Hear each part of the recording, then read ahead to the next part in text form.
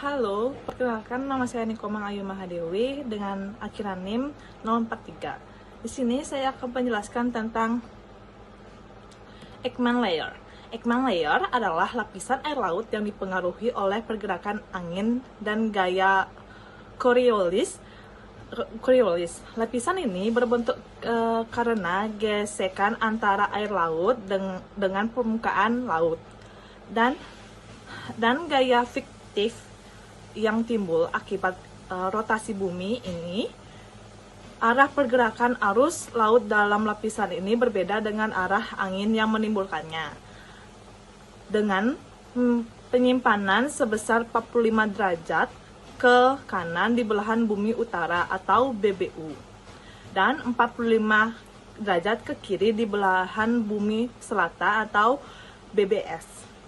Pergerakan lapisan Ekman ini terdiri atas beberapa lapisan yang berbeda dalam kecepatan dan arah pergerakan.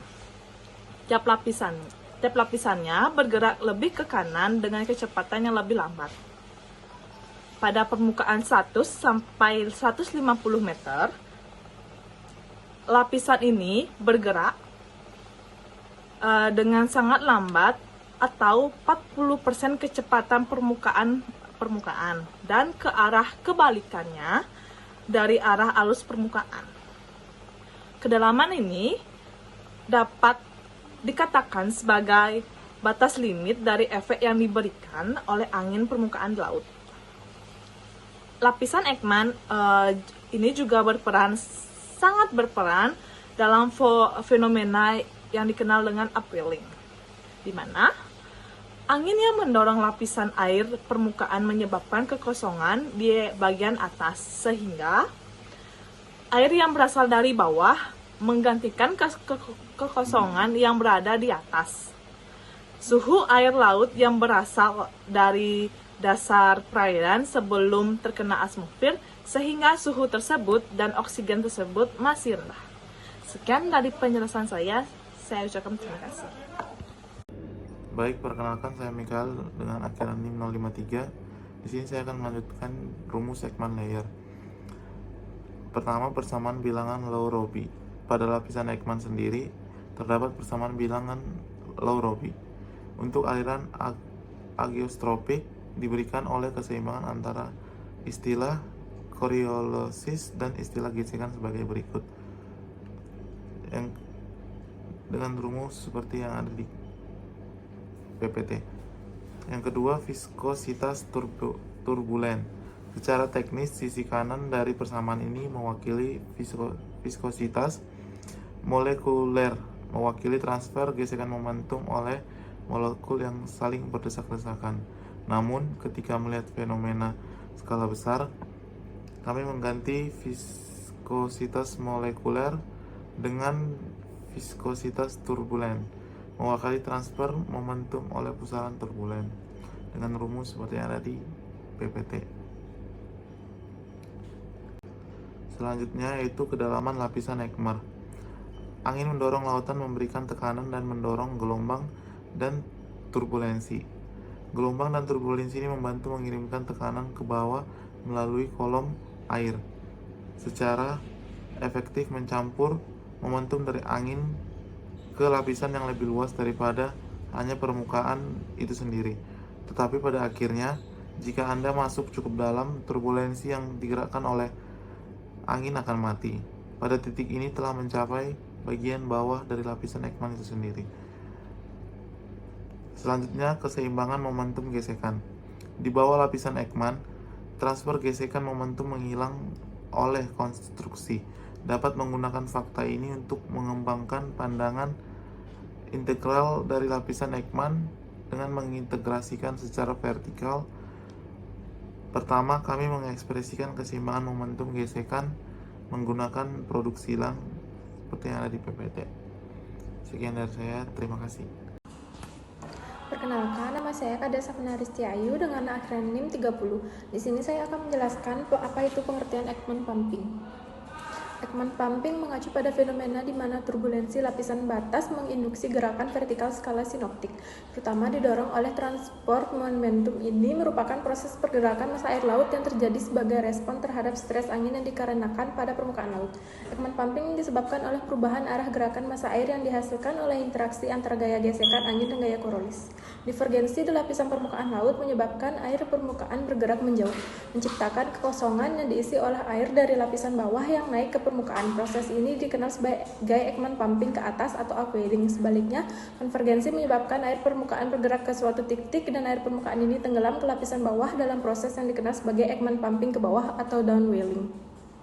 Ekman pumping sangat penting dalam sirkulasi laut global dan ekosistem laut. Upwelling membawa nutrisi dari kedalaman laut ke permukaan, mendukung produktivitas biologi yang tinggi, seperti di pesisir barat benua, misalnya di pesisir California dan Peru. Downwelling di sisi lain membantu sirkulasi termolin dan distribusi panas di lautan.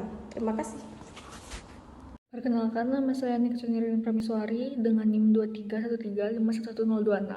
Jadi di sini saya akan menjelaskan mengenai rumus-rumus apa saja yang ada di perhitungan Ekman pumping. Di mana yang pertama itu konservasi massa, di mana prinsip konservasi massa dalam dinamika fluida menyatakan bahwa total massa fluida dalam sistem tertutup itu tetap konstan.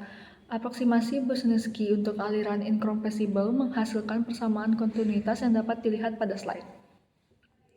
Yang kedua itu ada integrasi di atas lapisan Ekman, di mana dengan mengintegrasikan persamaan kontinuitas di sepanjang kedalaman lapisan Ekman dan mengabaikan flux volume kecil yang masuk atau keluar, maka di permukaan laut akibat evaporasi dan presipitasi itu kita mendapatkan rumus seperti pada slide. Yang ketiga itu ada rumus Ekman pumping, di mana transportasi Ekman merujuk pada transportasi bersih air yang disebabkan oleh keseimbangan antara efek Coriolis dan gaya gesekan akibat tekanan angin di permukaan laut. Dengan memasukkan ekspresi untuk transportasi Ekman ke dalam persamaan untuk kecepatan vertikal, kita mendapat persamaan seperti yang tertera dalam slide. Selanjutnya itu yang terakhir yaitu representasi curl, di mana persamaan untuk Ekman pumping juga dapat direpresentasikan sebagai curl pada rumus yang telah tertera di slide. Perkenalkan, nama saya Fitri Gusmitasari dengan ujung NIM 11. Di sini saya akan menjelaskan mengenai mengukur angin dengan skalerometri. Jadi pengukuran tersebut kita akan menggunakan ASCAT, adalah singkatan dari Advanced Scalerometer. Jadi ASCAT adalah instrumen radar gelombang mikro di atas satelit METOP pada orbit kutub EUMETSAT. Nah, ini berfungsi sebagai memperkirakan angin, kecepatan dan arah di atas lautan. Bisa juga menganalisis kelembapan tanah dan mengidentifikasi salju juga es. Jadi scalerometer adalah instrumen radar aktif yang memancarkan dan menerima radiasi gelombang mikro. Radiasi inilah yang akan berfungsi untuk memindai permukaan hampir di semua kondisi cuaca. Jadi ASCAT memancarkan radiasi gelombang mikro dengan panjang 5,7 cm. Radiasi ini beresonansi dengan gelombang laut skala cm dengan panjang gelombang yang sebanding karena mekanisme hamburan Bragg, dan kemudian kembali memantul ke sensor lagi. Radiasi backstreet yang berasal dari permukaan air karena dapat diproses untuk menghitung kecepatan dan arah angin laut di dekat permukaan. Kemampuan tersebut bergantung pada asumsi atau gelombang laut skala kecil yang bertanggung jawab atas backstreet berada dalam keseimbangan dengan angin. Jadi ketika kecepatan angin meningkat, kekasaran permukaan juga meningkat dan lebih banyak radiasi gelombang mikro tersebar ke arah sumber radar. Bisa diperhatikan pada gambar A itu adalah representasi skematik dari hamburan dan pantulan gelombang mikro pada permukaan yang halus. Jadi gambar A itu adalah permukaan gelombang hasil hamburan dari gelombang yang halus. Sedangkan pada gambar B itu sedikit kasar dan pada gambar C itu kasar. Selanjutnya saya ingin menunjukkan hasil dari produk ASCAT ini, yaitu contoh hasil dari rata-rata angin tahunan dan transport Ekman tahunan. Pada gambar di atas A itu adalah rata-rata angin tahunan, sedangkan sebelah sini adalah transport Ekman tahunan. Jadi itu adalah hasil dari pengukuran yang menggunakan Landsat tersebut. Terima kasih. Sebelumnya, perkenalkan saya Yuliawati Dwi Pratiwi dengan NIM 23135111025. Jadi di sini saya akan menjelaskan mengenai studi kasus Cynthia. Cynthia bermula pada tanggal 26 Februari dan siklus hidupnya berlangsung selama 8 hari. Asal-usulnya terkait dengan sistem tekanan rendah yang terbentuk pada tanggal 25 Februari di sebelah timur bermula di wilayah subtropis di Atlantik Utara. Bisa dilihat pada gambar di bawah ini, yang mana garis hitam adalah geopotensial dan garis merah adalah suhu.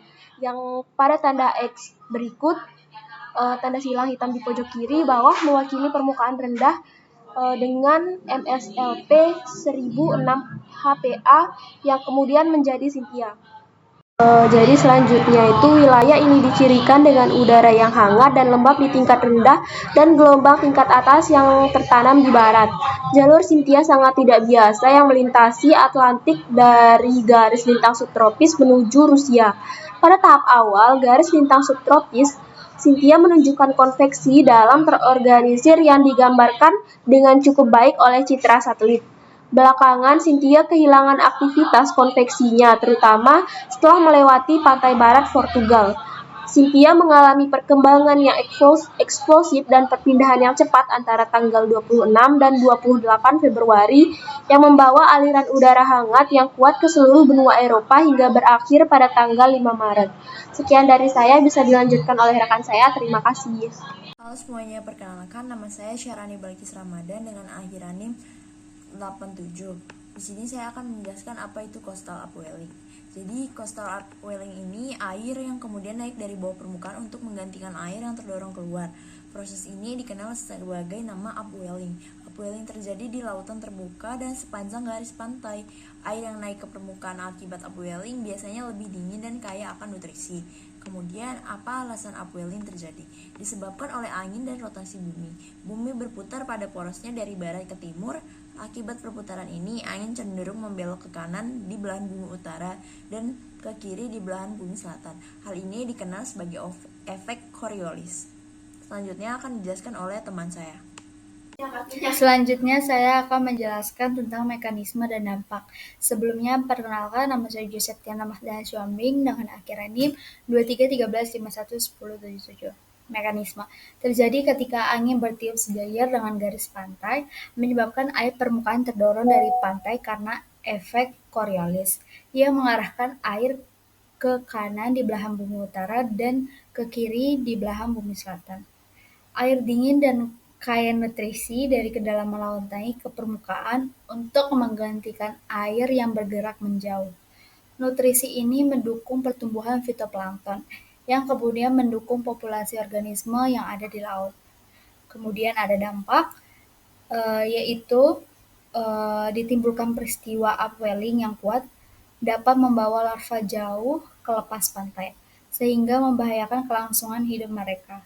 Air dingin yang mengalir ke permukaan mendinginkan udara di wilayah tersebut. Hal ini mendorong berkembangnya kabut laut. Selanjutnya akan dijelaskan oleh teman saya. Terima kasih. Perkenalkan, nama saya Lady Setia Marweri dengan NIM 2313511009. Selanjutnya saya akan menjelaskan tentang Global Ekman Pumping atau pompa Ekman global. Pompa Ekman global merupakan proses pergerakan vertikal air di lautan yang disebabkan oleh angin. Pompa Ekman ini dapat terjadi di dekat batas pantai, di mana komponen sepanjang pantai dari tekanan angin menciptakan divergensi atau konvergensi pada lapisan Ekman atau di interior lautan karena gradien tekanan angin. Nah, hal ini juga dapat terjadi di daerah ekuator, di mana arah transportasi Ekman akibat angin yang bertiup di sepanjang ekuator berubah tanda. Pompa Ekman global ini memiliki peranan penting dalam menentukan distribusi nutrien dan kehidupan dalam laut, serta dalam mempengaruhi iklim global. Selanjutnya dapat dilihat pada gambar di samping, merupakan sebuah gambar yang menunjukkan pompa Ekman yang diukur dalam meter per tahun. Nah, gambar ini itu memiliki skala warna dari biru tua -100 hingga merah tua +100 yang menunjukkan intensitas pompa Ekman. Nah, area merah pada gambar ini menunjukkan nilai positif di mana terjadi upwelling, dan area biru ini menunjukkan nilai negatif di mana terjadi downwelling.